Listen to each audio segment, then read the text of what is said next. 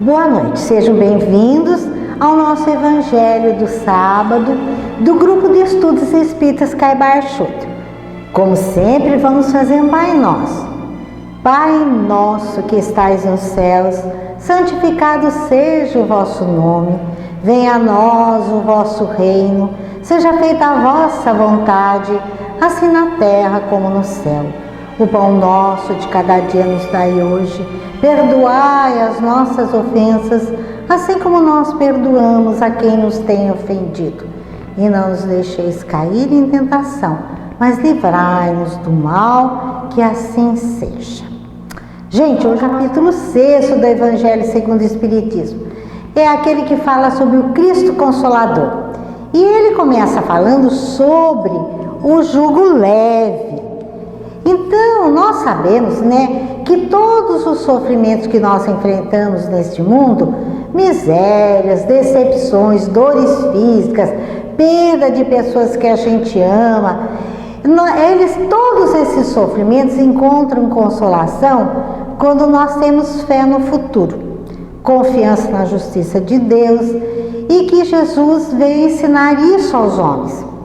Aquele que nada espera depois dessa vida, quer dizer, que acha que morreu, acabou, ele vai ter uma séria dificuldade de encarar todos esses reveses da vida. Então as aflições caem sobre essas pessoas com muito rigor, é um peso muito grande. E ele não tem nenhuma esperança, porque ele acha que não tem nada do lado de lá. Há mais de 2000 anos, o Mestre nos fez um tentador convite. Vinde a mim, todos vós que estáis aflitos e sobrecarregados, e eu vos aliviarei. Mas Jesus, para que esse alívio aconteça, ele tem uma outra condição.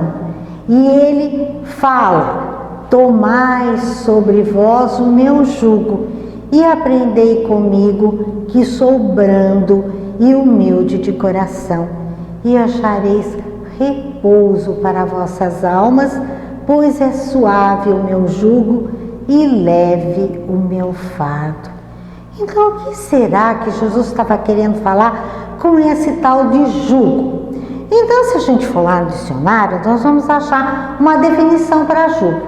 Segundo os dicionários, jugo poderia ser definido como a autoridade, a imposição, o domínio de uma pessoa sobre outra pessoa, dirigindo e governando suas ações pela imposição da obediência. Então Jesus está dizendo que tudo isso que ele esse jugo que ele vai fazer sobre nós, ele é leve. A lei dele é suave, porque ela impõe como dever o amor e a caridade. São as únicas duas coisas que Jesus fala: amor e caridade. Sem dúvida, gente, o convite é tentador, não é? Porque vai aliviar as nossas dores. E nós temos que concordar que nosso estágio evolutivo, e no meio dessa vida que a gente leva nos dias de hoje, principalmente isso que a gente está vivenciando com a Covid-19, nós temos que convir que é muito difícil a gente ter paz. Porque nós temos tarefas e compromissos que são cada vez mais desafiadores. Vamos dizer, a inflação está achatando o nosso dinheirinho, que tá toda vez que a gente vai no supermercado, o negócio está cada vez mais caro. Tudo subiu, menos o nosso dinheirinho, que continuou do mesmo tamanho. Nunca se exigiu tanto das pessoas naquilo que se diz respeito à caridade e ao amor. Como é que o Espiritismo encara a caridade? Ele diz que caridade não é só dar esmola, que quando nós damos auxílios materiais, eles são imprescindíveis, porque a pessoa precisa comer, precisa de uma marmita, precisa de uma cesta básica, precisa que alguém ajude a comprar o gás. Mas a caridade não é só isso, ela abrange todas as situações em que nós estamos diante do nosso próximo. E próximo não é só ser humano, inclui os animais, os vegetais, os minerais, tudo, inclui o universo como um todo. E se vocês acharem que o universo é muito grande, vamos restringir a Terra, e inclui o planeta Terra como um todo. Na minha opinião, a expressão mais completa da caridade é fazer para o outro aquilo que nós queremos que o outro faça por nós, né? Então isso inclui benevolência. Você tem que aceitar o outro com as imperfeições que o outro tem. Paulo de Tarso, né? Ele foi o autor das 14 primeiras epístolas do Novo Testamento e um dos maiores divulgadores do Evangelho de Jesus. O que eram essas epístolas? Epístolas eram cartas escritas pelos discípulos de Jesus e dirigidas a determinadas pessoas, ou então, gente, as primeiras comunidades cristãs.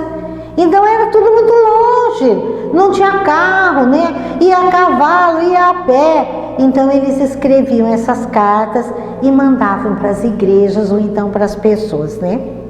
E existe uma, né, que é escrita por Paulo, que foi dirigida aos coríntios, e eram os companheiros, né, da comunidade de Corinto, uma cidade da antiga Grécia. E no Coríntios 13:1-3, Paulo fala da caridade. E essa epístola é muito conhecida. Então ele fala o seguinte: ainda que eu falasse línguas, as dos homens e as dos anjos, se eu não tivesse a caridade, seria como o bronze que soa ou como o símbolo que tine. Ainda que eu tivesse o dom da profecia, o conhecimento de todos os mistérios, de toda a ciência, ainda que eu tivesse toda a fé a ponto de transportar montanhas, se não tivesse caridade, nada seria. Ainda que eu distribuísse todos os meus bens aos famintos, ainda que eu entregasse meu corpo às chamas, se não tivesse a caridade, isso nada me adiantaria. Então, o que Paulo está querendo dizer com isso aí? Vamos lá nos pedacinhos, né? Ainda que eu falasse línguas, a dos homens e a dos anjos, se eu não tivesse caridade, seria como um bronze que soa ou como símbolo que tinha. O que quer dizer isso aí? Falar a língua dos homens e dos anjos significa ter o dom da palavra, fazer uma palestra, falar das coisas da terra e das coisas de Deus. No entanto, palavra bonita, gente, de nada adianta se ela não for usada para auxiliar o próximo. O orador que fala da ciência e dos valores divinos, mas não pratica a caridade, é como o sino ou o metal que soa, apenas faz barulho, mas não ajuda ninguém, nem a si próprio. A atuação no Evangelho de Jesus requer obras, não somente palavras. Ainda que eu tivesse o dom da profecia, o conhecimento de todos os mistérios e toda a ciência, ainda que tivesse toda a fé, a ponto de transportar montanhas, se eu não tivesse a caridade, nada seria. O que é ter o dom da profecia? É o dom da mediunidade. Através da mediunidade nós podemos buscar instrução sobre a realidade espiritual junto aos espíritos mais evoluídos, ajudar os irmãos sofredores através de esclarecimentos, de curas, de alívios, trazer o contato com o ente querido que voltou para o mundo espiritual, mostrando que a separação é apenas temporária e não eterna. Isso, gente, é um consolo que vocês não têm ideia. Nós temos uma companheira na casa espírita que ela teve uma criança que teve paralisia cerebral logo que nasceu. Ficou muitos anos, não cresceu muito, vivia no colo, ficou anos naquela situação. Mas era filho dela, ela amava aquela criança. Quando aquela criança desencarnou, ela ficou muito abatida. E aí um dia, por intercessão do mundo espiritual, essa criança veio e ela trouxe uma mensagem na mesa mediúnica. E eu me lembro, dentre outras coisas que ele falou, com aquele papo de criança, ele diz o seguinte: mãe, agora eu posso andar. Agora eu posso subir em árvore, mãe. Agora, mãe, eu posso correr atrás de um cachorrinho. Mãe, você não sabe como é bom. Então essa criança estava numa colônia, num lugar no mundo espiritual, e ele podia fazer tudo aquilo que ele não podia fazer quando ele estava encarnado. E aquilo foi o maior dos consolos, porque muitas vezes a gente quer a pessoa perto de nós, mas aquilo às vezes não é o melhor para a pessoa. Cada um tem o seu tempo e sua hora. E a hora dele era de poder vivenciar essas coisas que ele nunca pôde vivenciar como criança, porque ele ficava deitado numa cama somente, ou no colo de alguém. E uma outra coisa que eu nunca me esqueço é de uma amiga que eu tinha, a Guida. Era uma amiga muito querida, e a Guida desencarnou num acidente de carro. E a família ficou arrasada.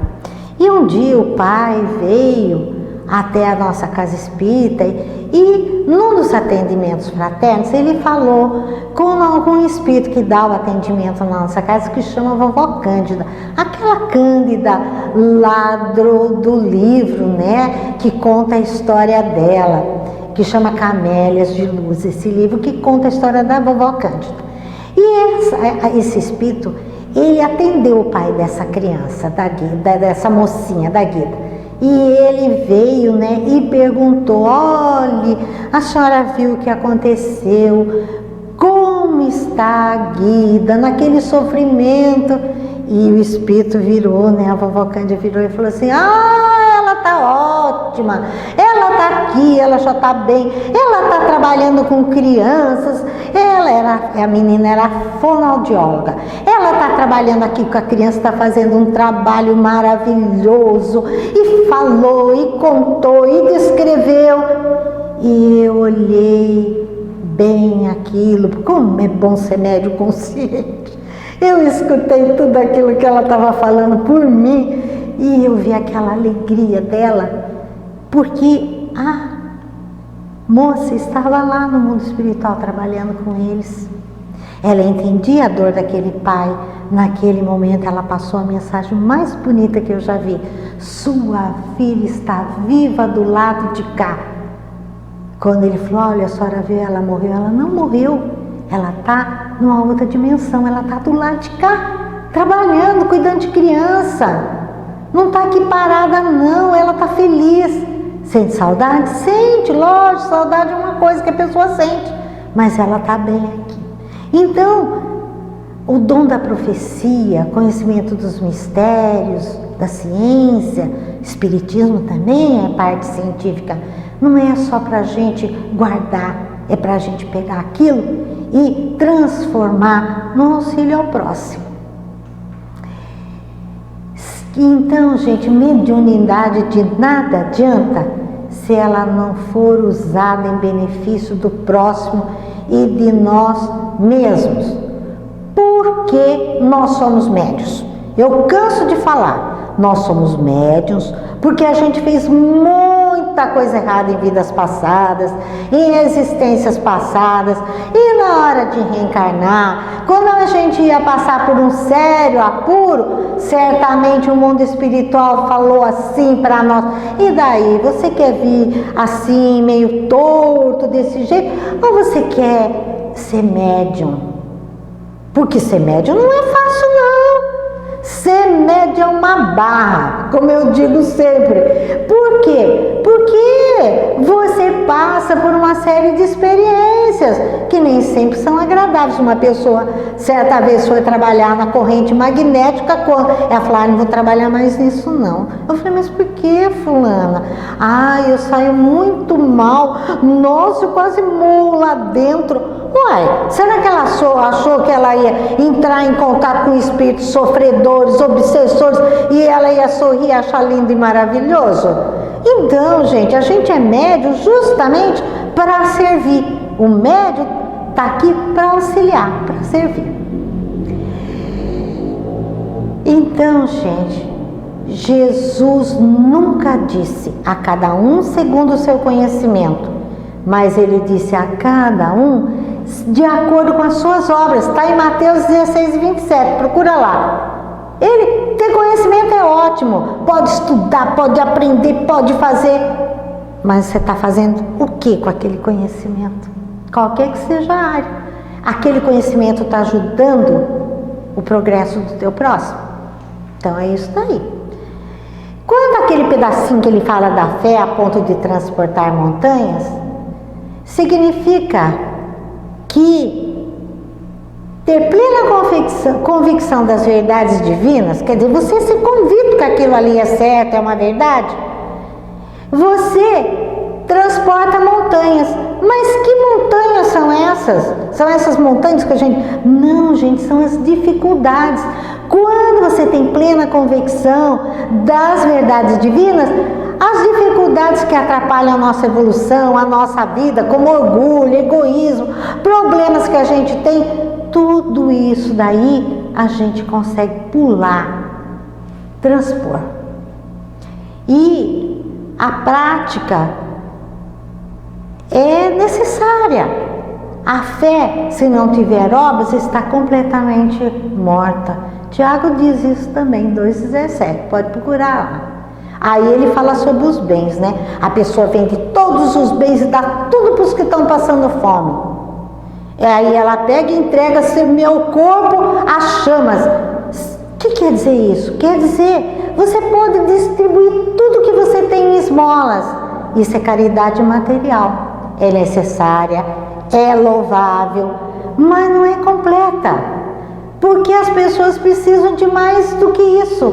Elas precisam do alimento espiritual, precisam de palavra de amor, precisam de consolo, precisam de esperança. Nem sempre a pessoa procura você porque ela está passando fome. Muitas vezes ela procura você porque ela quer uma palavra de amor, de consolo, de carinho. Alguém que diga para ela que as coisas não acabaram, que continua do lado de lá. Alguém que escreva uma carta, que seja instrumento para escrever uma carta e colocar na mão da criança que da mãe da criança que morreu, para a criança dizer: mãe, eu estou do lado de cá, subindo em árvore. Isso é consolo, gente, mediunidade. E entregar corpo para ser queimado significa dar testemunho da fé. Hoje nós não apanhamos, não somos queimados lá nos postes, os leões não comem a gente, né? Os gladiadores não nos matam, como aconteceu com os primeiros cristãos. Mas a gente enfrenta o mundo. O povo acha que a gente é bobo, que a gente é palhaço, porque a gente pensa assim, porque a gente não coloca o material na frente do espiritual. Então, existe um monte de coisas que são imediatas, valores materiais. E nós temos que enfrentar que o outro acha que a gente não é de nada, porque a gente não dá tanto valor àquilo que ele dá. Quando Paulo fala sobre os atributos da caridade, ele fala assim, isso é de matar, viu, gente? Ele fala o seguinte: a caridade é paciente. Nós somos pacientes? A caridade é prestativa. A gente reclama quando tem que ajudar o outro. Ela não é invejosa. A gente de vez em quando tem uma inveja do que o outro conseguiu. Ela não se ostenta, não se incha de orgulho. De vez em quando a gente tem um orgulhozinho das nossas coisas. A caridade nada faz de inconveniente, não procura o seu próprio interesse, não se irrita, não guarda rancor, não se alega com a injustiça, mas se regozija com a verdade. Tudo desculpa, tudo crê, tudo espera, tudo suporta. Difícil a caridade, praticar a caridade, né? Um último comentário, gente. Em algumas Bíblias, ao invés da palavra caridade, aparece a palavra amor. No original, a palavra grega é ágape, que pode ser traduzida como amor ou caridade, porque a caridade é um amor que quer o bem do próximo. A doutrina espírita entende a caridade como um dever moral de todo homem e que não se resume apenas no auxílio material. No Livro dos Espíritos, na questão 886, Kardec pergunta aos espíritos superiores o seguinte: qual o verdadeiro sentido da palavra caridade como a entendia Jesus? E os espíritos respondem para Kardec: benevolência para com todos, indulgência para com as imperfeições dos outros e perdão das ofensas. Então, gente, eu não sei vocês, viu? Às vezes vocês, são bem melhores que eu, mas eu não consigo fazer essa caridade assim como os espíritos falam, não. É muito fácil você dar alguma coisa, mas você ter benevolência com o outro, ser bom, ser bondoso com todo mundo, ter indulgência, desculpar as imperfeições, conviver sem perder a paciência e perdoar a ofensa, é duro, né? Mas essa é a verdadeira caridade. Então, a gente tem que entender o seguinte: não tem jeito de a gente achar que esse jugo de Jesus venha de graça. Ele é leve, que Jesus vai nos ajudar sempre, mas ele exige isso: amor e caridade. Esse é o jugo leve de Jesus, aquele que a gente ainda está aprendendo a ter, né? E faz parte da nossa evolução. Era o que eu tinha para passar hoje para vocês, tá? Vamos lá, vamos fazer o passo? Neste momento, você está na companhia dos mentores e passistas espirituais do Grupo de Estudos Espíritas Caibar Chútil, assim como da equipe médica do Dr. Bezerra de Menezes, para a realização do passe espiritual à distância, reestabelecendo o equilíbrio integral de todo o seu ser. Siga nossas palavras com o coração e o entendimento. Concentre-se em sua respiração. Inspire bem fundo e devagar. Segure. Agora solte o ar lentamente. Inspire bem fundo e devagar. Segure. Agora solte o ar lentamente.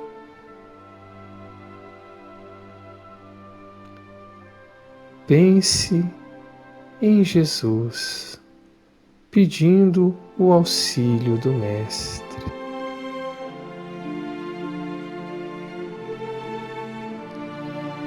Imagine-se debaixo de uma cachoeira, a água caindo sobre você, limpando seu corpo físico e perispiritual. Pense em seu lar e em sua família. Pense em seu local de trabalho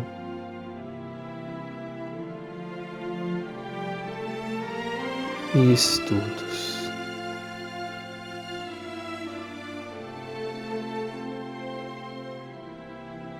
Pense em sua maior dificuldade.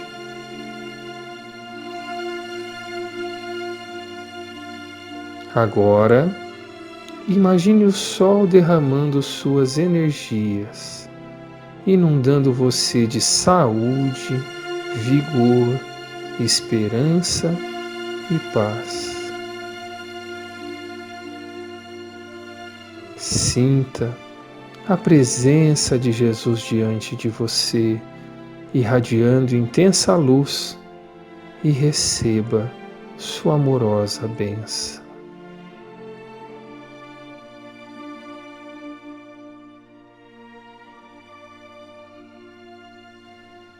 Agradecemos a Jesus pelo tratamento espiritual.